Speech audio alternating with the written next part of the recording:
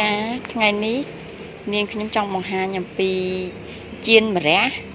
ជាមួយនឹងពងចាហើយនឹងបង្គាចាម្រះនេះយើងយកច្បាច់អំបិលហើយលាងទឹក3ដងទៅឲ្យវាបាត់ល្វីងយើងមានដូចបង្គាបកហើយចិតវាជា2ពុះជា2ចានេះការ៉ុតបន្តិចចិតឲ្យវាស្ដើងហើយមានពង4គ្រាប់មានខ្លាញ់និងមានប្រេងខ្យងបន្តិចហើយមានស្ករចាហើយនេះអំបិលទឹកត្រីហើយនឹងប៊ីចេងចាឥឡូវយើងចាប់បាយពងយើងចា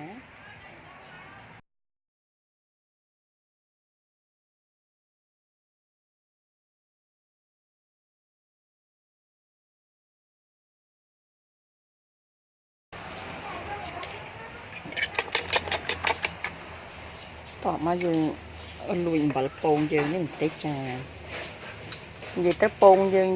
ដាក់ឲ្យរសជាតិហ្នឹងវាល្មមនិងឆ្ងាញ់ល្មមចាព្រោះម្រះយើងច្បាច់អំបិលហើយលាងទឹកបាន3ទៅយ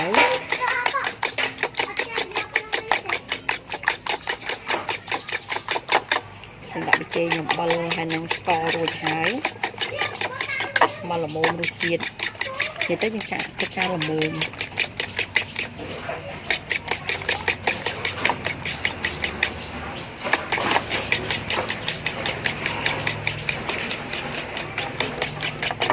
ើងវាយវាអញ្ចឹងហើយទុកមកវាទុកមកលើមួយឡែកសិនណា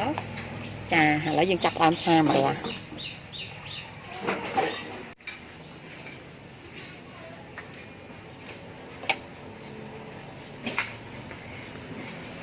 ចាឥឡូវយើងចាប់បើកខ្ទះឲ្យក្តៅលើសិនណា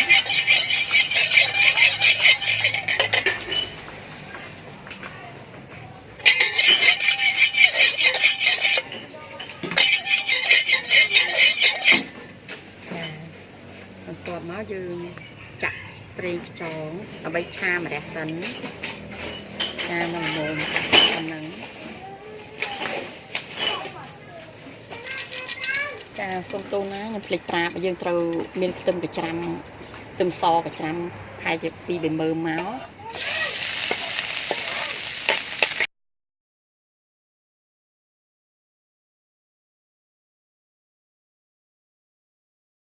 យើងឲ្យខ្ទឹមយើងឈ្ងុយអញ្ចឹងយើងចាក់ទឹកត្រីយ៉ាងដូចគ្នា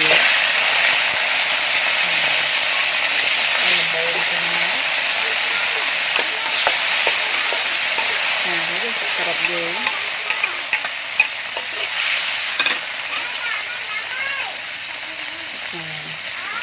យើងដាក់ស្ករបន្តិចមកប៊ីចេង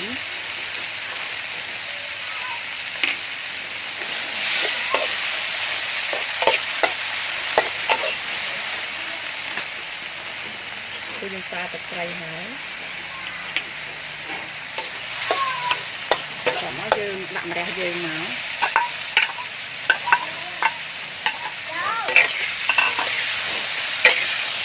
ម្រះនេះមានច្បាច់អំបិលណា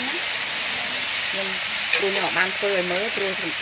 ម្រះហ្នឹងយើងហាន់ឲ្យស្ដើងប៉ុណ្ណឹងហើយយើងច្បាច់អំបិលចាយើងមានរសជាតិល្មមខ្លាំងទៅ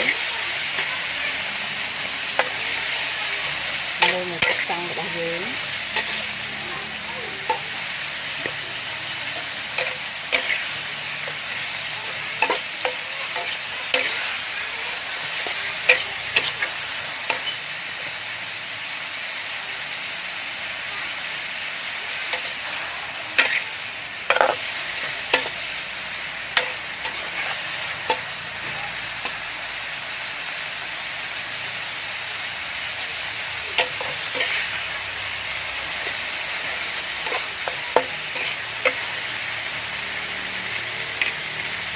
ហើយការផ្សេងផ្សំឲ្យមានរសជាតិដូចវាឆា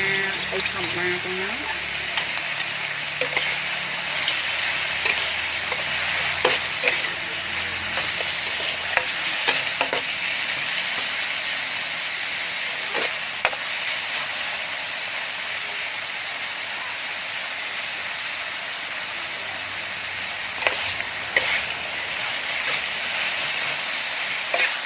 កាប់ប្រៃអីចឹងដូចគ្នាទៅល្មមមកចិត្តយើងចង់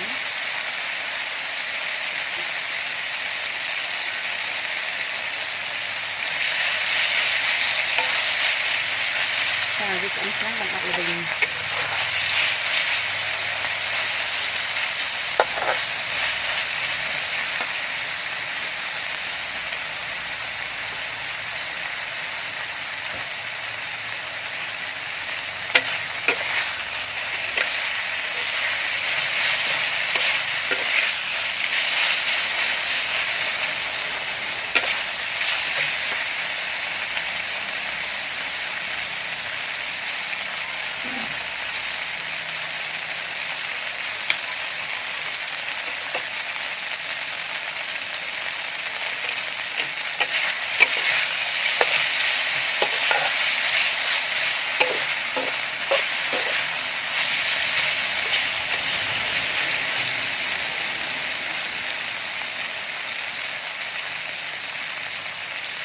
នេះពទារបស់យើង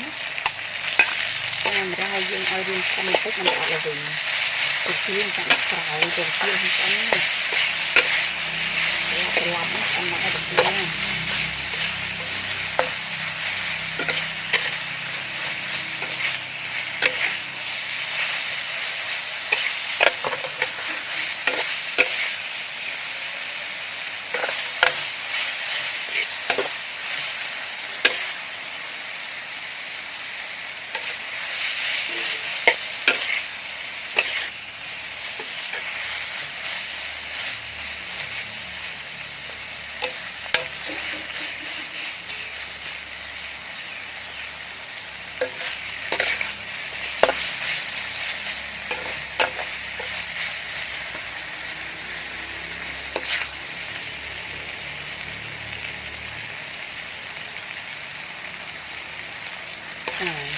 ăn tí mà ra với mình việc đọc là bình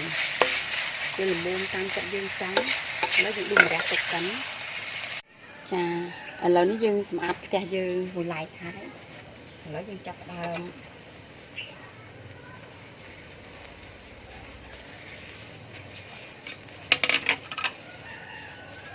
cái dương cái áo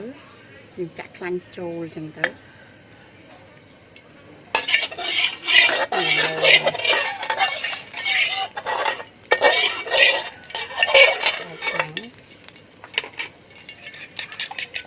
ปูរបស់យើងដែលយើងវាយវាហើយហ្នឹង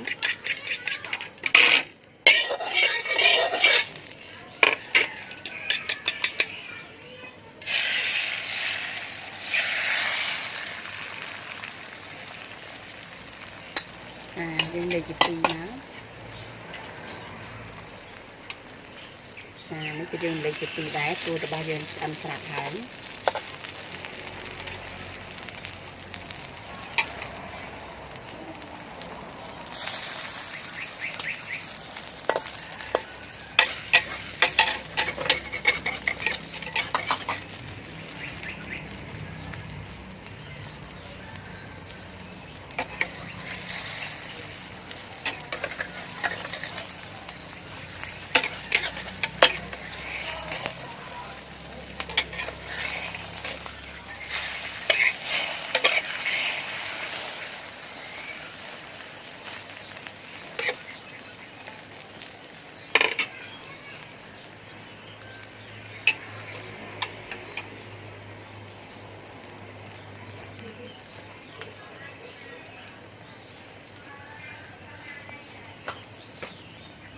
ចាយើងធ្វើម៉េចយើងចៀនវានឹងឲ្យអាចខាងក្នុងពងយើងមក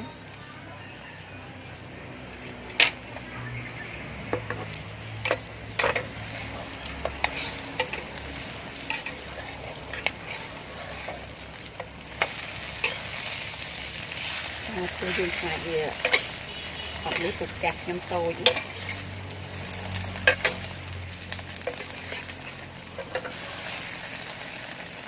ហើយឆ្អិនក្នុង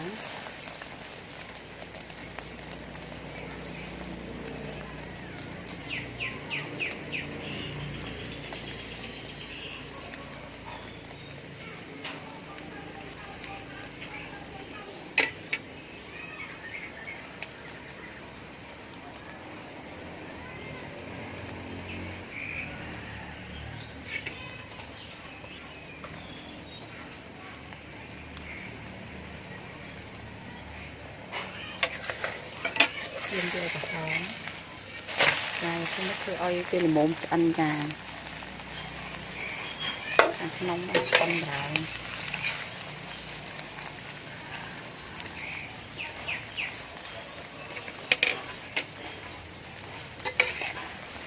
ភ្លើងសំខាន់ភ្លើងរឹមរឹម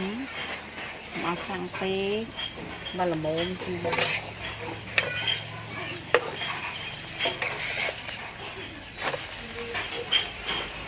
អូខេហើយ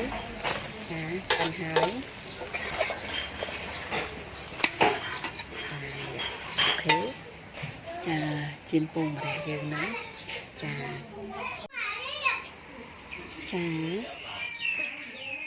ជៀនពងម្រះរបស់យើងចានេះសាច់ពេលដែលយើងចាត់ទៅចានេះបង្គាសាច់ម្រះចាការ៉ុតរបស់យើងចានៅជុំគ្នាបែបនេះចា